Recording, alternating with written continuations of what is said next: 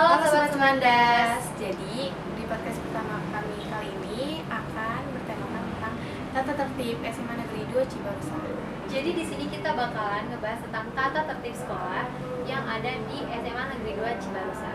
Kami sudah bersama Bu Siska ini selaku narasumber kami. Perkenalkan, nama saya Yanasya Maria Putri, saya host, dan rekan saya. Halo, nama saya Rani Julfeja, selaku rekan host. Jadi saya sini akan melemparkan pertanyaan.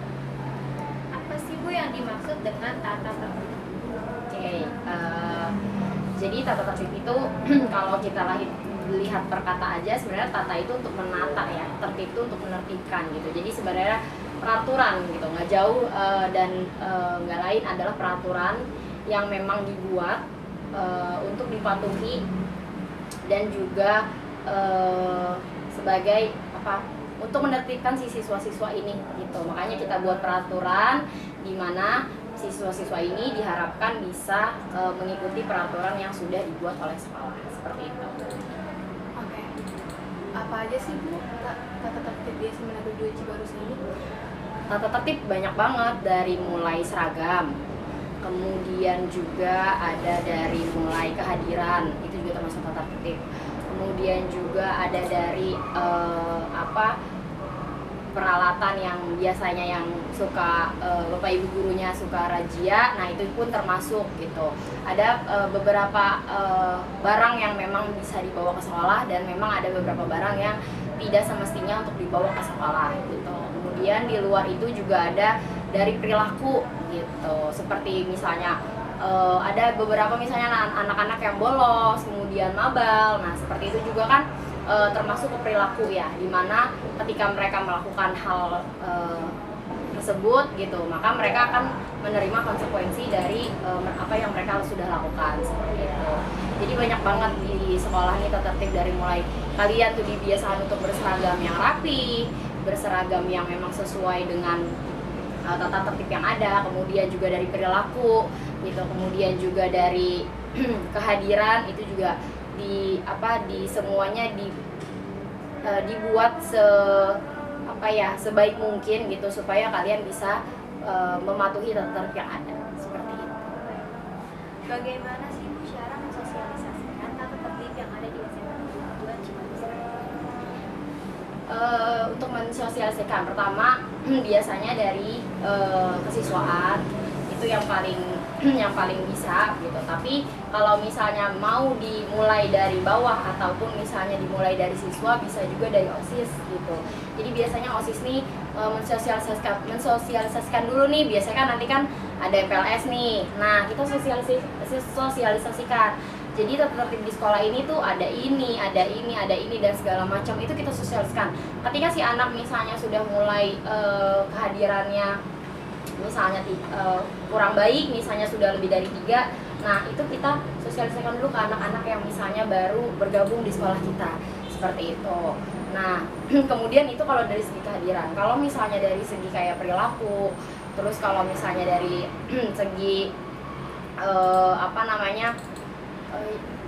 dari segi yang misalnya hal-hal yang memang bisa melanggar peraturan, itu kita sosialisasikan. Contoh misalnya ada misalnya siswa baru yang akan mau mabal, atau misalnya justru malah sebelum dia mabal harusnya kita sudah sosialisasikan ya gitu. Jadi sebelum mereka benar-benar terjun jauh di sekolah kita, harusnya kita sosialisasikan di awal gitu. Makanya kenapa di agenda ataupun kegiatan MPLS itu perlu gitu ada sosialisasi atau tata tertib, itu salah satu contoh kecilnya.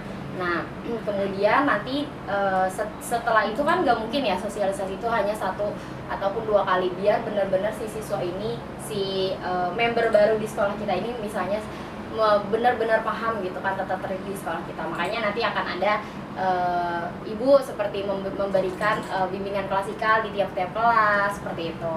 Kemudian juga ada mungkin nanti sosialisasi dari pihak kesiswaan seperti itu. Jadi mereka benar-benar paham, oh ternyata tata tertib di sekolah ini seperti ini, seperti itu. Makanya mereka ketika mau melakukan hal-hal yang memang bisa melanggar dan merugikan diri mereka sebisa mungkin enggak deh, lebih daripada saya harus nanti dipanggil BK, ataupun daripada saya nanti harus dipanggil orang tua dan lain-lain seperti itu. Jadi mereka sudah sadar terlebih dahulu seperti itu. Di mana sih Bu bisa lihat tata tertib tersebut? Tata tertib itu biasanya selain dipegang sama guru BK, dipegang juga sama kesiswaan. Kalau misalnya ada mungkin kan dari OSIS ya, OSIS kira-kira megang nggak dari tata tertib itu sendiri? Belum ada. Oke. Nah, memang harusnya ada beberapa siswa tuh yang memang di apa ya? dititipkan lah ibaratnya, dititipkan, oh ini tata tertib sekolah kita seperti ini. Kemudian nanti untuk apa ya, untuk mensosialisasikan gitu. Diharapkan OSIS pun ataupun MPK nih bisa nanti minimal memberikan contoh-contoh yang baik gitu. Oh ternyata ada nih tips-tips yang biar kita tuh nggak telat bangun, entah itu bentuk konten di Instagram, entah itu bentuk aksi seperti itu. Jadi dari contoh-contoh yang diberikan dari OSIS itu diharapkan nantinya bisa menjadi penerapan yang baik untuk adik-adik kelasnya ataupun untuk teman-temannya. Bagaimana sih Bu cara mengatasi siswa yang sering melanggar? Nah ini juga ada, kalau dibilang ada mah pasti ada gitu. Ada beberapa anak-anak yang memang melanggar, tapi kita pertama cari tahu dulu kenapa dia bisa melanggar aturan gitu. Latar belakang dia ataupun alasan dia melanggar itu kenapa gitu, kita cari tahu dulu. Kemudian si siswa ini harus benar-benar dipantau. Bisa saja alasan dia misalnya melanggar aturan, misalnya seperti telat gitu. Nah kenapa dia bisa sering telat? Bisa aja dia dari telat itu dia bisa aja kan ada yang nganter dulu adiknya, ada yang juga nganterin neneknya. Ada beberapa siswa yang memang apa ya ibaratnya sering gitu ya, sering banget telat tuh karena hal-hal yang memang pada akhirnya harus kita maklumi gitu. Tapi tetap aja tata tertib itu harus berperan gitu. Jadi sebisa mungkin kami sebagai pihak guru gitu, jadi memberikan apa ya, motivasi, memberikan dorongan kepada siswa tersebut gimana caranya beliau ini atau mereka ini bisa datang tepat waktu seperti itu. Jadi dilihat dulu biasanya alasannya kenapa. Kemudian kalau memang hanya karena kesiangan 1-2 kali mungkin oke, kita toleransi. Tapi kalau memang sudah terlalu sering, kemudian sudah menjadi kebiasaan, nah itu yang perlu dijadikan apa ya, perlu diperhatikan lah seperti siswa-siswa yang seperti ini. Terus kalau misalkan ada siswa yang melanggar, ini sanksinya apa ya Bu? Melanggar apa tuh? Aturan di Jadi emang ada beberapa apa ya, kayak tadi yang Ibu bilang, kalau dari seragam, kemudian ada juga yang dari perlakuan. Nah itu sudah ada sanksinya masing-masing. Kalau memang pelanggarannya masih ringan gitu, nah itu biasanya ya surat pernyataan aja. Surat pernyataan tuh apa Bu maksudnya?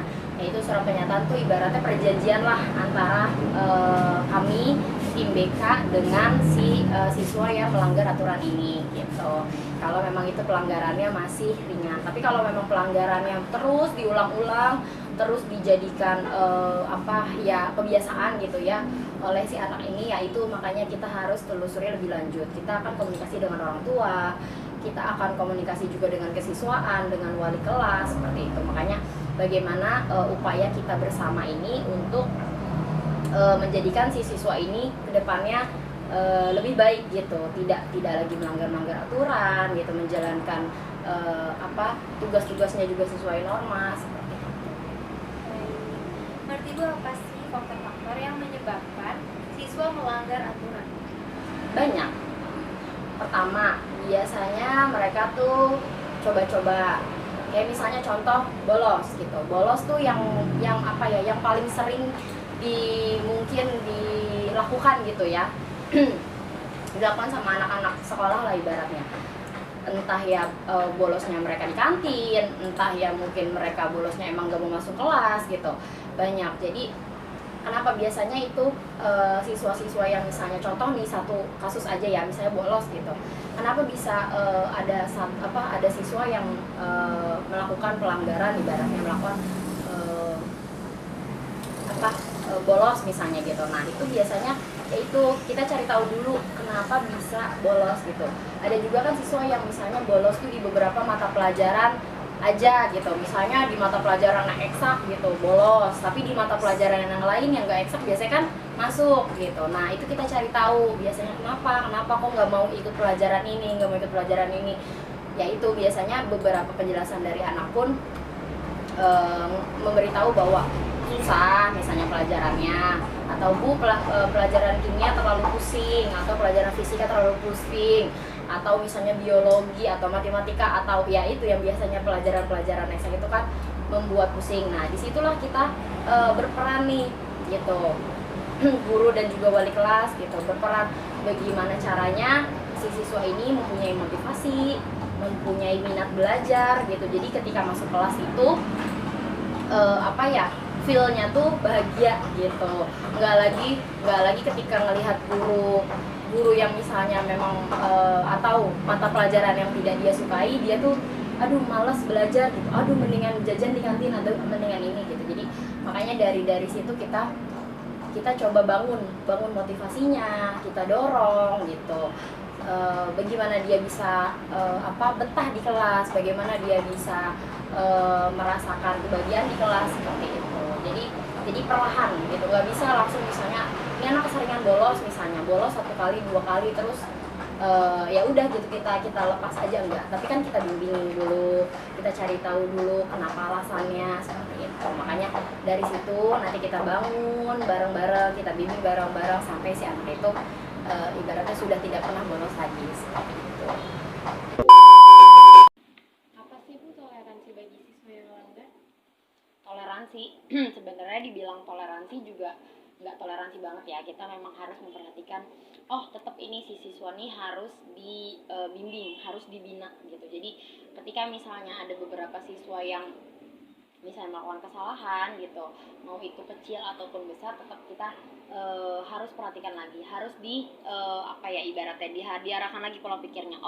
Ini sebenarnya mungkin menurut kamu ini iseng, mungkin menurut kamu ini bercanda gitu. Kayak misalnya ada beberapa hal yang terjadi di kelas, seperti ya mungkin menurut mereka itu ejek-ejekan di kelas itu kan wajar atau bercanda atau dan lain-lain. Nah itu kalau terus dilakukan, terus dibiasakan ada di kelas, itu kan juga nggak baik gitu ya. Nanti kan ada beberapa anak-anak yang misalnya merasa terpojokan, merasa terhina, merasa terbuli gitu. Maka nanti kalau dibiarkan terus menerus kan pada akhirnya akan terjadi kasus bully atau perilaku bullying.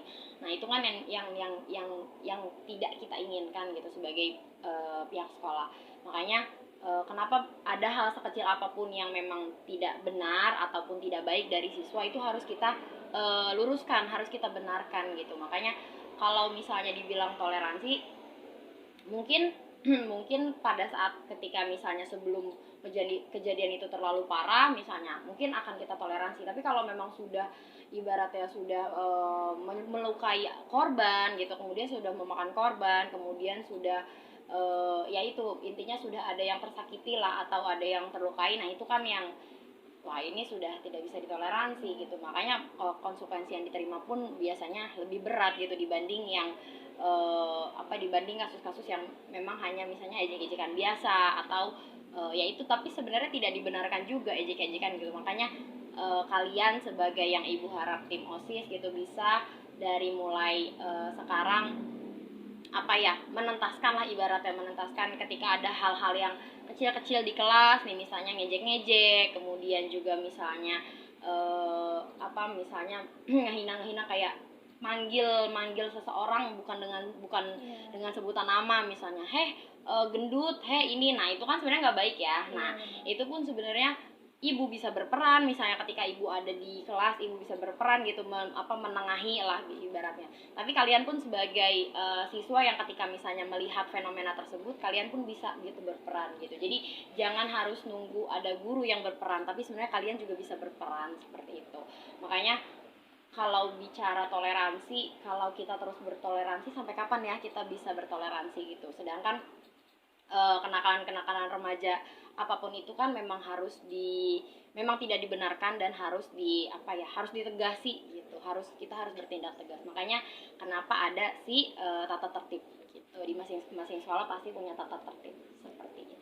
Baik. Jadi itu dia tadi penjelasan seputar tata tertib sekolah. So, sekian podcast dari kami. Wassalamualaikum warahmatullahi wabarakatuh. Makasih Ibu. Iya. Itu dia podcast dari kami seputar tata tertib sekolah. Jangan lupa like, komen, dan share juga ke teman-teman kalian semua. Dan jangan lupa subscribe channel ini supaya ramai. Bye.